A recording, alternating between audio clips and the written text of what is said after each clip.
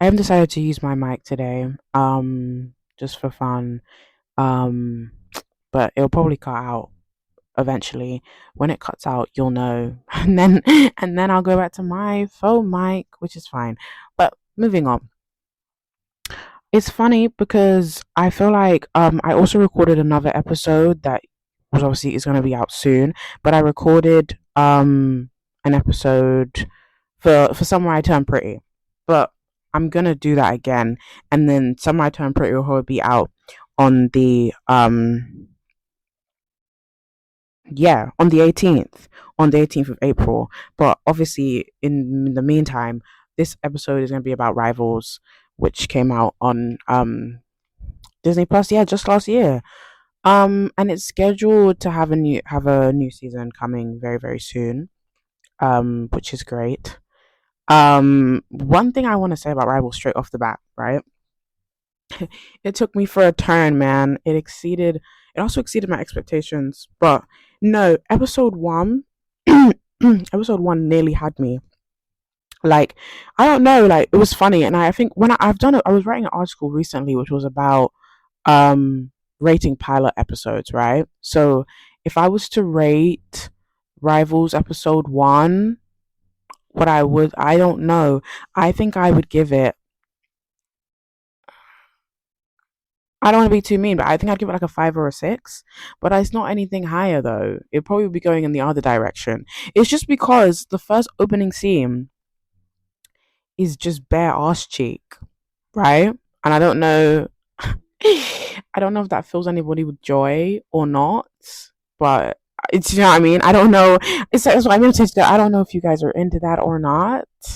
I don't know if that's your piece of cake. I don't know if you like that or not, because you might. Like I said, you might be into that. Do you know what I mean? Just bare ass cheek right off. And then it's funny. When I was watching the first episode, I was eating dinner, and it was like, yeah, that's what I mean. So it took me just for like, whoa, and I was like, oh, element of surprise. I wasn't expecting that, and I was like, right, okay. I was like, right, okay. They should have said, this is what I mean, but it's like, I know that's not the usual warnings that you get from a show for it to be like, oh, don't worry. Oh, it's like, oh, you're going to get a bum cheek in your face just in these next few minutes. That's not the usual warnings. Usually the warnings you get is like violence, all those normal stuff, violence, mature themes, blah, blah, blah. But actually, it probably did do that. It said that maybe in the beginning. It might have done, I think, at the top on Disney Plus, usually it will show it. And I think it probably did say sexual nature and nudity. Yeah, I think it probably said that at the top. But I just didn't expect that to be, I meant for it to be off the bat number one. I didn't expect that to happen. That really like surprised me. I was really stunned. I was just like, okay. But moving on from that, that's one thing I wanted to say off the bat. That's what I wanted to tell the people. Do you know what I mean? I wanted to let them know. And I felt like I need to give you guys that right to know that, so that you just know. Um, and I don't even know. Obviously, that's a spoiler. I feel like obviously that is a spoiler, but this is me giving it to you guys for the benefit of the doubt, because obviously you'd be like me and you'd be like, whoa. And I'm like, you know what I mean? It's me, your friend, Shan, telling you that is what you're going to expect. Okay. And that, yeah, this show obviously has a lot of nudity in it. So that's what I wanted to touch on from the very beginning. It has lots of nudity in it. And I think it's similar to how, I don't know if I mentioned this show already, but it's similar to Minx, which is on ITV. And obviously Minx has, Jake, so yeah, Minx has Jake Johnson in it from New Girl, which was basically my reasoning for watching it. But Minx is also on the same wavelength as like Rivals, how it has a lot of yeah, mature nudity themes in it, and it's like practically like, it's like, when it's like, oh, a show has nudity in it, it's not even like, oh, I don't know, mate. No, I was like, no, with nudity, I guess it's like it is all the way through. Do you know what I mean? It's not even just a little like, it's not even just a little flash here and there. Like, we can understand that flash here and there, but no, I think with Rivals and probably both Minx, it's literally ongoing. So it's like you probably have to wrap your head around it like from the very beginning. Otherwise, if you don't, then it's not the show for you. And that's literally just how it goes. It's how the cookie crumbles. It's how the cake cuts. Like, There's just, we said there's nothing else. There's no other thing. There's nothing we can actually do. But, right. Of course, that was something, obviously, no, first episode, yes, threw me off. I said, sure. But this show has David Tennant in it. It has the guy from, yeah, hold on a second. I need to probably put my laptop back on. So it has the guy from, yeah, so David Tennant. We all love David Tennant. It has the guy from Poldark in it. I forget what his actor name is. And then Alex Hazel, who is from, he's actually from, because I was surprised to see him in this, right? He's actually from Everything. Oh, is it Everything Now? You know the one that got cancelled? You know the show that got cancelled where it was those young people?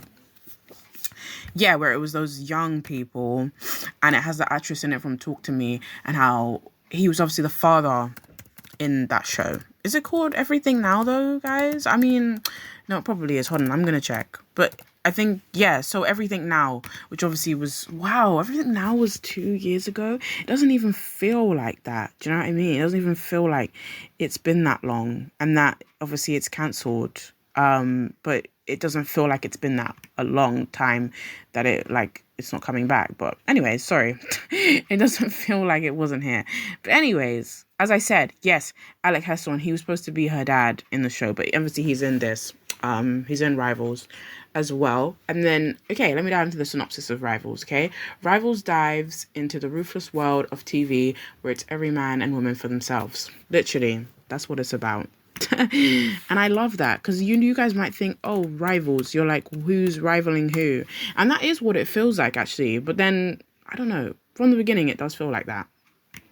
You're a bit unclear of to who the rivals are, but it's basically just like rivals between, yeah, TV companies. Anyways, do you know what I mean? And who can have the best, not radio show, I think it's like it's an interview, or like a talk show, sorry. Yeah, it's talk shows.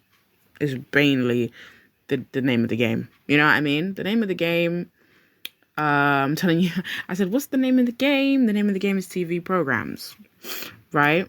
And then, yeah, so it says that Rupert Campbell Black and Tony Lord Baddenham have a rivalry that seeps into the world of Baddenham's Corinneum, which is an independent commercial television station.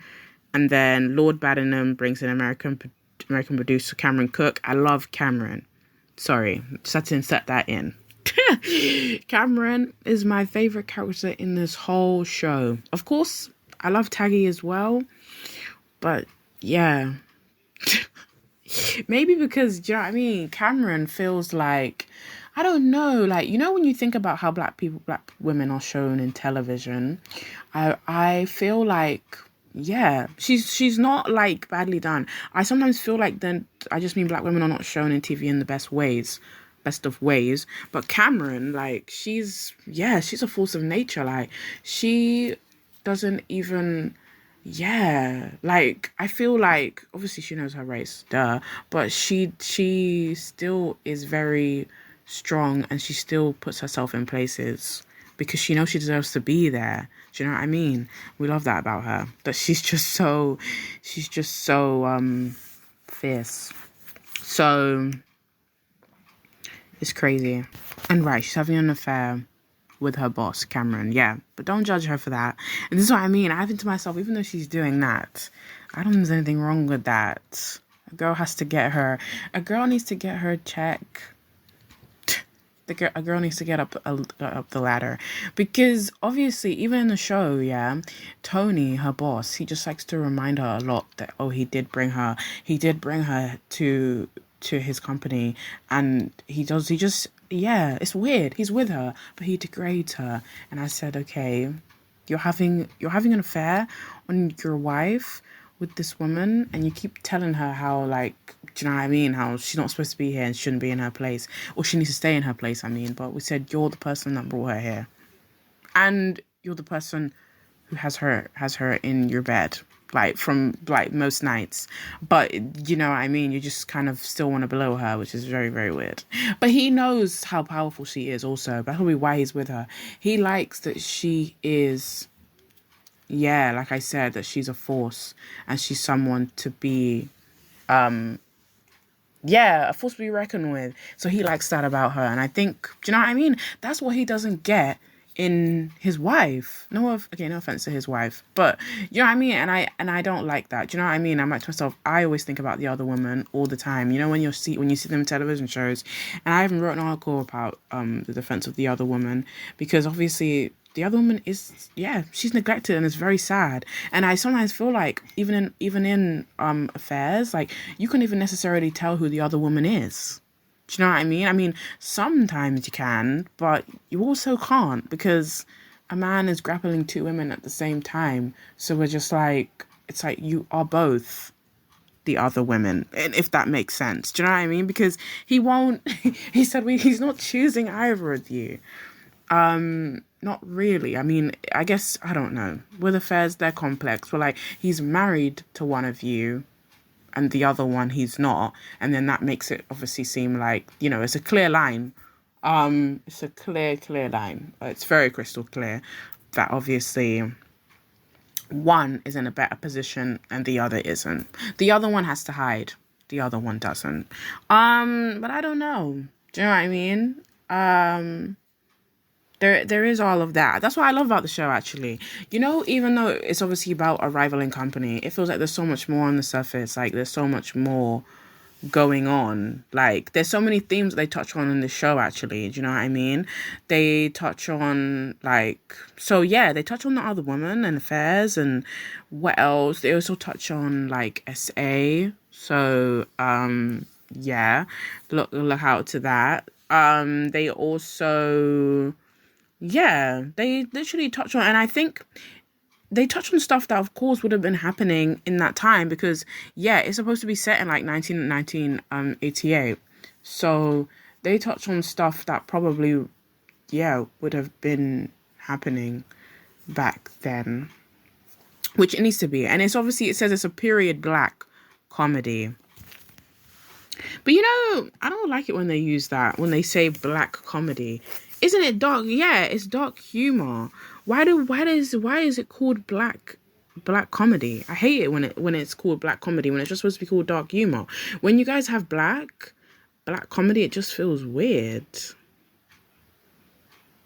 And I think for me, what probably rubs me the wrong way is the thing that it's black. Yeah, I don't like the use of the black, probably. That's what's my thing. So I don't like that. I know, maybe is it just me and I feel a bit like weirded out by that, but I know that that's not the term that any of us really use. Okay, we use dark humor. We don't use black comedy. It just sounds weird. It just sounds weird. And I know it's black for dark. Do you know what I mean? But then you're supposed to use dark instead of black, because then the other way, I just think it has connotations to it. And sometimes that happens, you know what I mean? When a term feels like it has connotations to it. And I know that, you know, it can be just interpreted that way. That's what I'm saying. But I'm saying, I know that this show is dark humor. And it's also a period drama. So, yes. And it was the first series released on 18th of October 2024, and then Rivals was recommissioned for a second series in December 2024. That's a quite good that's quite good return renewal. Sorry. Yeah, renewal was the word I was looking for. Return. Anyways, I like using that term sometimes. But no, I just mean that's a good renewal time, because you know how shows will sometimes take ages to renew. Like, they'll take a year. Right? That only took like 2 months. That means this is what I mean. That means this show was good. While watching it, like, no, yeah, I thought it was good. I mean, it obviously feels like, I want to say, does it feel like a BBC show? Like, you know what I mean? And you guys know what I mean by BBC show, like, when it just feels like it's a BBC show. But I don't know if Rivals actually feels like that, because it feels more different than, I don't really think that, I don't really think that they would have it. I don't really think that they will probably have it that on BBC. And sometimes they try to not put, like, different stuff on BBC and stuff that are like, I don't know, controversial. You don't always see it. That's what I'm saying. Rivals does feel like that. Do you know what I mean?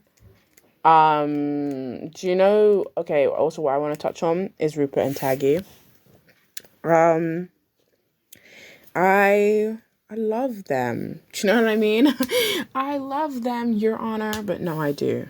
I love Rupert and Taggie because I feel like they're great. So yeah, and Rupert, right, guys? He is. Yeah, so he's supposed to be the guy that you find annoying because he's very charming, and then he just sleeps with everybody basically. So he's basically a man whore, but that's fine. we'll just, we're gonna walk over that, okay? He's actually a man whore, but he is very lovely to Taggy. Do you know what I mean? He's also shown to be, it says in Wikipedia that he's also shown to be a deeply caring friend. And that's right. He is. I don't see anything wrong with that. You know what I mean? They just hate on him. But I feel like, you know what obviously Rupert also fits into? Remember, he fits into the stereotype of the misunderstood character. Do you know what I mean? They wanna judge him, and then he fits into the norms. You know what I mean? I mean, he accepts what people say about him, but he also likes to show them that he's also not what they call him on paper. Do you know what I mean? And it's especially what I'm trying to say to you guys about him and Taggy. Like, he's very nice to Taggy, and obviously Taggy's supposed to be like, she's young though, but I think they have an age gap of some sorts. But I just feel like if you watch the show, you'll understand why I ship them. Okay, you'll understand. You understand it so well that they are great and they should be. We said that they should be together. Okay, they should be together. So, and okay, what Rupert and Taggy do well is, remember, they are slow burn, right? They're slow burn. It's great. And yes, will they, won't they? Radio Times gave me the word. Will they, won't they? And we said, do it already. Do it already. What's with all this hot and cold? What's with all this doing and ahhing? If you're going to do it, just do it. Right? So, it's crazy. But it's just crazy. And I'm just like, they're gonna get together, so why don't they just do it? Look, there's this article I'm about to read, guys. It says 7 reasons, 7 reasons Rupert and Taggy are one of TV's best slow burn romances. And they are. I'm sick. And you guys should hear how excited I am about them. If I'm really excited about them, you must know that it's true. Okay, you must know I'm fangirling about them. I said I'm sick, I'm tired, I'm exhausted. I said get together already. Okay, so they said one of the most delectable on-screen slow burns in its British import rivals.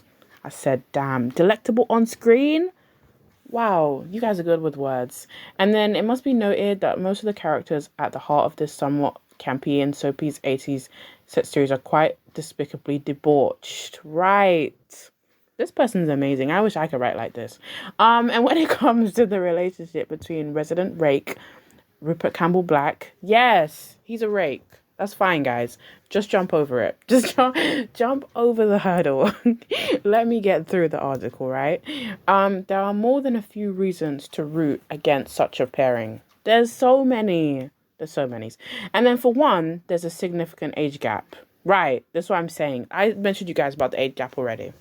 Okay. I know you guys think I'm not going to try and speak about Rupert and Taggy this whole episode because I could do that.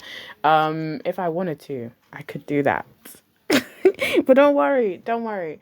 We'll talk about the other stuff in a moment. We should probably talk about Taggy's dad. We should probably talk about Tony. Um, and we should probably talk about their TV shows. I mean, their talk shows. We should talk about that too. Um, and that will probably be the end. Like, to me, it's just me trying to wrap up, wrap up the ends, wrap up all of that stuff. I think it's very important to get through all of that. But I know that if I really wanted to, I could talk about Rupert and Taggie like throughout this whole thing, and it would be probably like 50 minutes long because I'm telling you, they're convincing, and it makes me feel bad to say. Maybe they are the pulling factor to this program.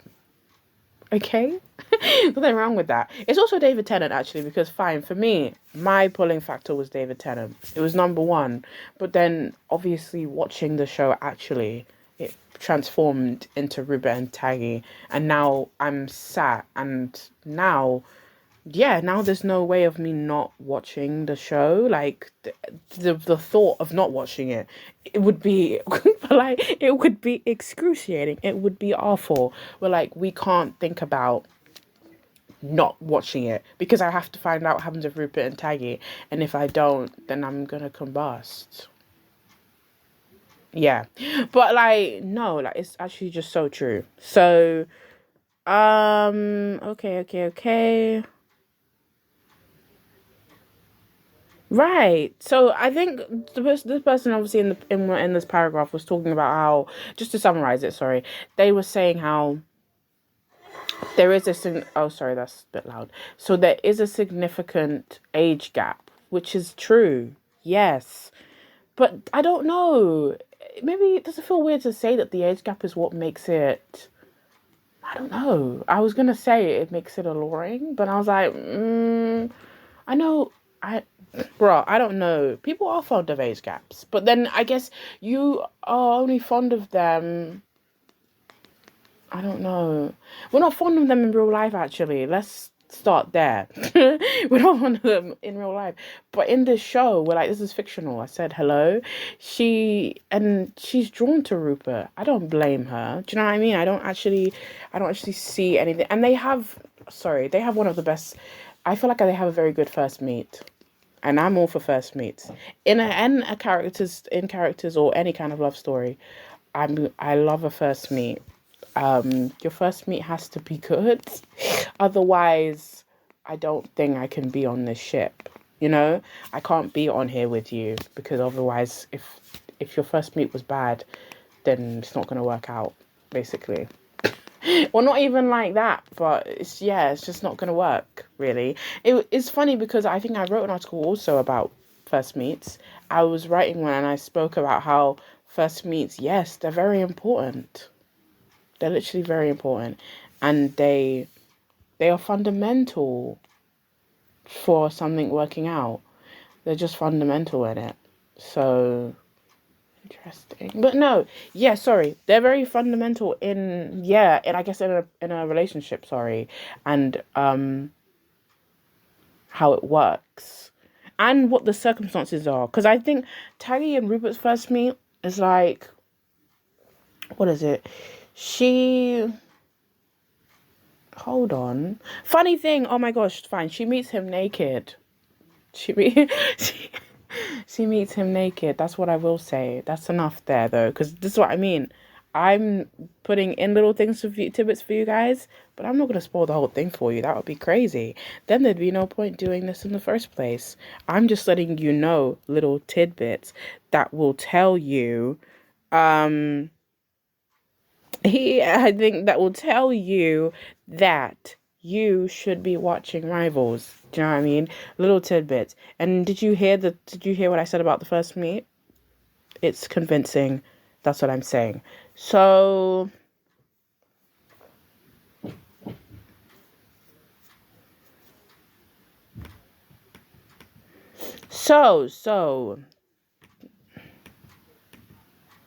right? Do you see what I mean? Their number one is exactly what I just said. Oh my gosh. I'm a genius. That's all I can say. But I'm a genius. So number one is the meet cute. And I said exactly. Exactly. Um exactly. Of course it's the meet cute.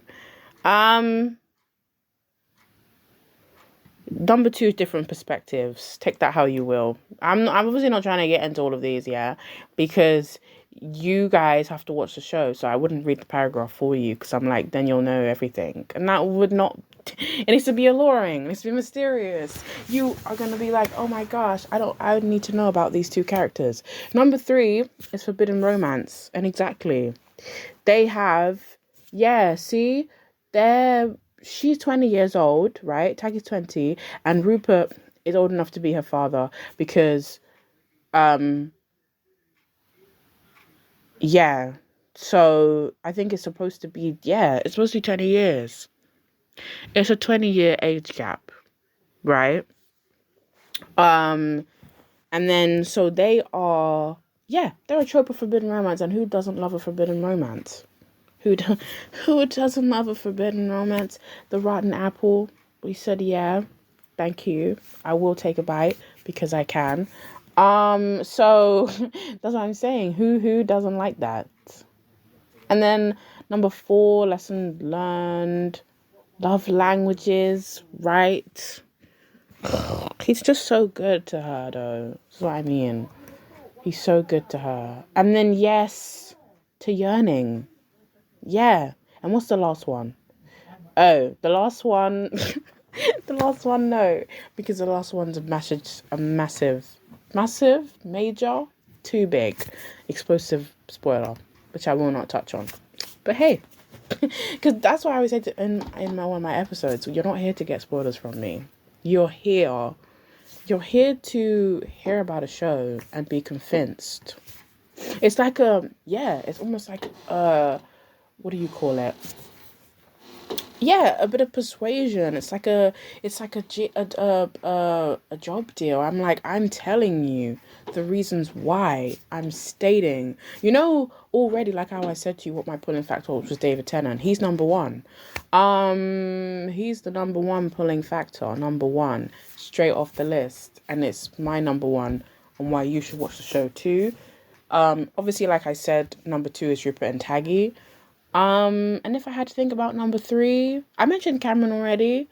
I feel like number three would possibly also be Cameron because, as I said, she's just an amazing character. And I think I've never seen, yes, a black character as well as her. 'Cause even though, maybe like Olivia Pope or somebody else like that. Do you know what I mean? That kind of strong, stern, black female character, and then you feel first of all, of course, you feel represented in her. Secondly, you just think she's great.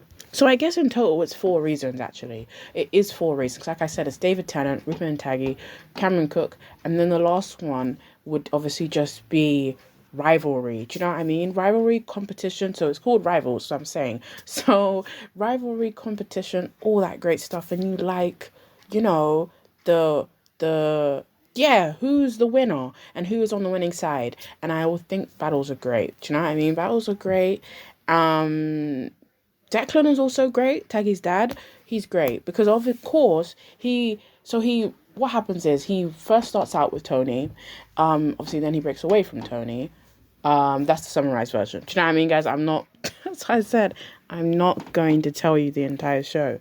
That would be pointless. But as I said, he is great. His wife. I don't want to say too much about Maud. I do feel for her in the terms of like, what was it? Her aspect to her as a character is that she feels neglected from Declan because he's obviously all about trying to be the best. Yeah, he's trying to be the best TV presenter basically. So then because of that, she is not really.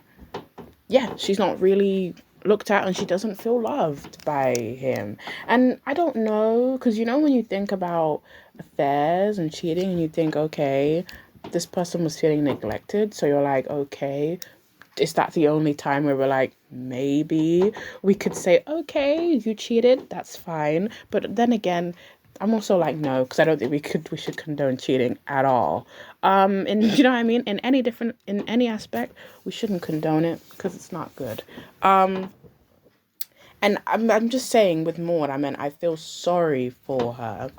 And I guess I feel sorry for her that yeah, she had to leave her home, and she was picked up by him, and then but yeah, but no, the thing actually also about Maud, like it says on Wikipedia, right? She had already like done an affair one time, and then yeah, she's just known to be flirtatious. But then the thing is that she's known to be flirtatious with other men because she feels neglected by Declan, and that's just the way it is. Like that is the reasoning. I know this is what I mean. I've said stuff. It's not black and white here. She's also at fault, but obviously Declan has pushed her to be in that way. Do you know what I mean?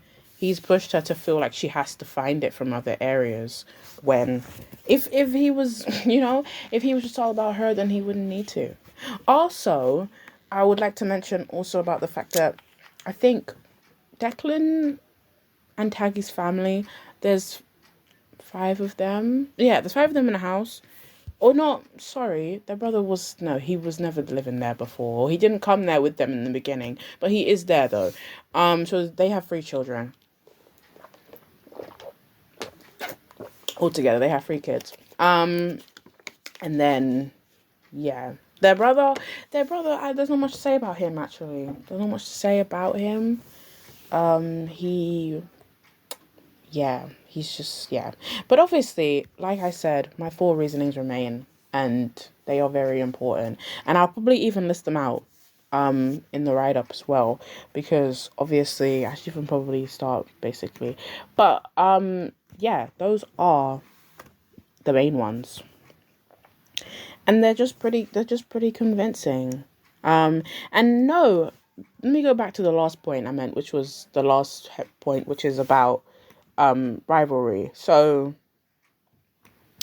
Tony and well, okay, no, so because it's Tony, Declan and Rupert, right? All three of them. This is a bit of a rivalry. I wouldn't say no. Declan and Rupert don't really, Rupert have a rivalry, but he doesn't like him. He makes that crystal clear.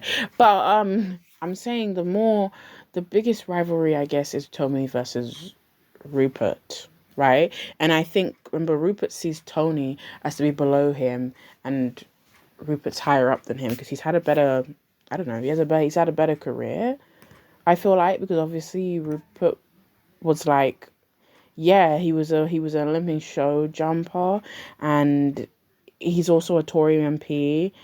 Oh, he's a Tory? Sorry, moving on. Never. I was like, I don't like Tories, but anyways. And then obviously Tony, he's the director, and yeah, he hates Rupert. And I just think, like, that's what I mean with about the rivalry, which is why it's the last, like, pulling point, is that, like, hatred is a strong weapon. Do you know what I mean? It's one of the biggest, strongest weapons in the world, okay? How much you hate somebody, like, it's pretty convincing. Do you know what I mean? So yeah, it's pretty convincing, and I'm just like, I like it. Do you know what I mean? We like it when you hate somebody so much. You would do anything to win, right? Do you know what I mean? And people do the craziest things for power and to win and to be at the top, which is shown in this program. So yes, I've made my case. And now it's up to you guys as the jury to say if you agree. It's for you to say yes, you will be watching, or no, you will be not. It's, you know what I mean? But it's not yeah. It's not like you have to, but I'm just letting you know, and I have let you know in these 35 minutes, is that this is why you should be watching Rivals. And I think and then I also spoke about why you shouldn't be. Do you know what I mean? I've actually done two different sides for you guys. I said why you should be, and maybe just one reason why you shouldn't, which is the nudity. But like I said, nudity might not sway you. For me, I don't really like to do it. I don't know, but I don't like to do it. Because I'm like, why do you need to see people naked?